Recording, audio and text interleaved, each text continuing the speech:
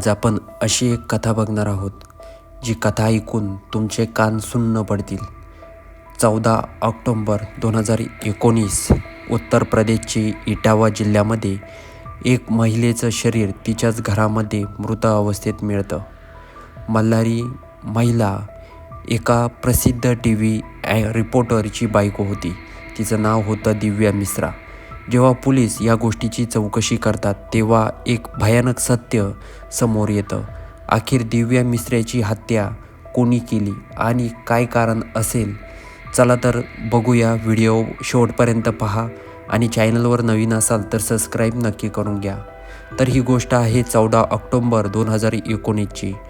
काटारा बाल सिंह कॉलनी. तिथेच TV अँकर अजितेश मिश्रा हा राहत होता. त्याच्या बायकोचं नाव होतं दिव्या मिश्रा. संध्याकाळची वेळ होती. जेव्हा संध्याकाळी दिव्याचे सासरे घरी येतात आणि दरवाजा उघडण्यासाठी आवाज देतात, पण कोणीही दरवाजा उघडत नाही. त्यानंतर ते दरवाजांना जोरात धक्का देतात. धक्का दिल्यानंतर दरवाजा उघडतो आणि त्या ठिकाणी ते समोर जे बघतात ते बघून त्यांना भीती वाटते. समोर दिव्या मिश्रा पडलेली असते. जेव्हा दिव्याचे सासरे तिला उठवण्याचा प्रयत्न करतात, ती काही उठत नाही. त्यानंतर दिव्याचे सासरे पोलिसांना हे कळवतात आणि चौकशीला पोलीस त्या ठिकाणी येतात. पोलीस आपल्या तपासाला सुरुवात करतात. जेव्हा ती घरी बघतात तर असं वाटत होतं की घरामध्ये चोरीच्या उद्देशाने खून झाला आहे.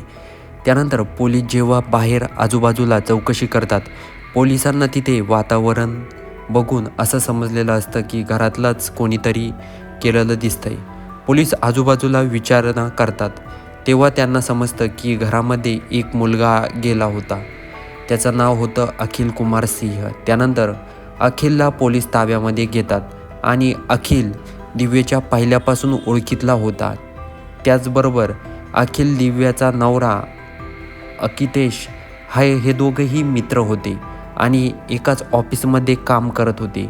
पोलीस जेव्हा अखिलला विचारपूस करतात तेव्हा तो आधी तर सरळ पद्धतीनं उत्तर देत नाही, पण जेव्हा काही वेळानंतर पोलिसांच्या दबावामुळे तो खरं काय बोलतो आणि त्या ठिकाणी त्याला तो सांगतो की दिव्याचा खून हा तिच्या नवऱ्याने मला करायला सांगितला होता.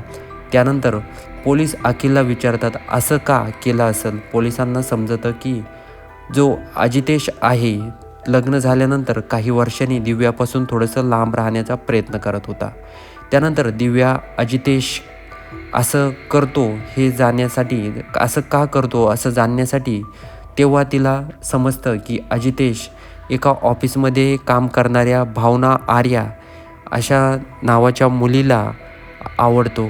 त्यानंतर जी दिव्या असते ती खूप चिडते आणि जो अकितेश असतो त्याला समजावण्याचा प्रयत्न करतो, पण त्या ठिकाणी तो काही समजूत काढूनही तो काही समजत नाही.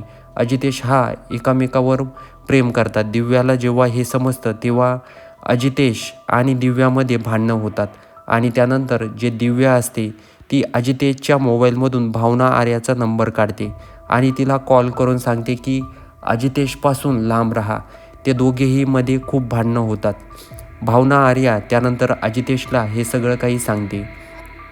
अजितेशला खूप राग आलेला असतो दिव्याचा आणि तो भावना आणि आर्या हे दोघेही ठरवतात की दिव्याला कायमचं आपल्या रस्त्यामधून काढायचं.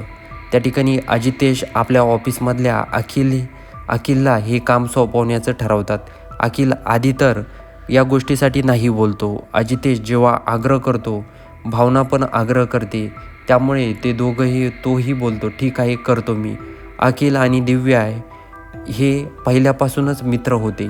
काम अखिल सहज करू शकत होता कारण मित्र असल्यामुळं अखिल दिव्याच्या घरी जात येत होता आणि तेच काम करण्यासाठी तो पुन्हा घरी जातो.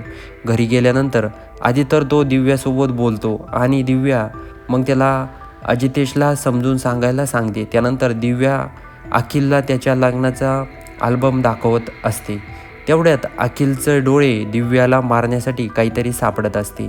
तेवढ्यात तो बघतो तर एका फुलाचा गुलदस्ता अखिलला सापडतो आणि तो गुलदस्त्याच्या मदतीनं जी दिव्या आहे तिच्या डोक्यामध्ये वार करतो आणि जोपर्यंत तिचा मृत्यू होत नाही तोपर्यंत अखिल वार करत राहतो आणि अखिल दिव्याला मारतो आणि जाताना तो गुलदस्ता पण अखिल आपल्यासोबत घेऊन जातो. त्यानंतर पोलिसांना ही गोष्ट जेव्हा समजते, पोलीस तिघांनाही ताब्यामध्ये घेतात आणि कोर्टाकडून अखिल अजितेशला जन्मठेप होते, तर भावना आर्याला 14 वर्षाची शिक्षा सुनावली जाते.